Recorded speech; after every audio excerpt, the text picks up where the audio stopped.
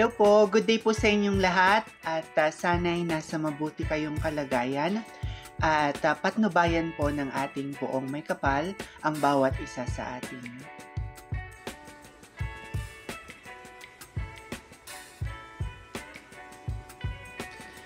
The Mr. of Filipinas Worldwide Batangas 2024 candidates are set to compete for the title that will allow the winner to represent Batangas in the upcoming Mr. Filipinas Worldwide pageant.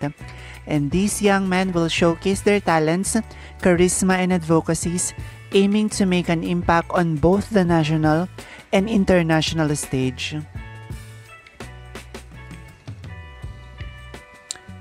JB Gutierrez from Lobo is known for his energetic personality and strong commitment to public service.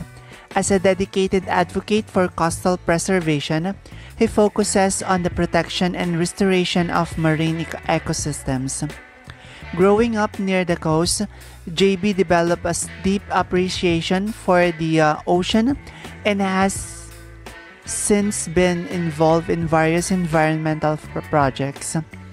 His goal is to educate people about the importance of preserving marine life and encourage community involvement in the coastal conservation efforts. With his passion for the environment and charismatic nature, JB aims to use his platform to amplify his advocacy and inspire positive change.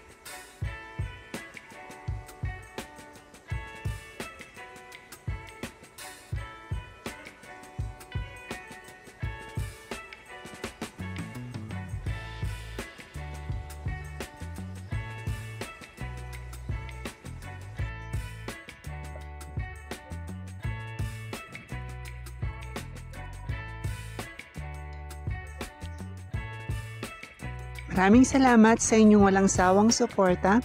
Hinihiling ko ang inyong tulong sa pag-like, pag-komento at pagbahagi ng aking munting channel. Pagpalain kayo ng may kapal sa inyong kabutihan at pagmamalasakit. Bye-bye!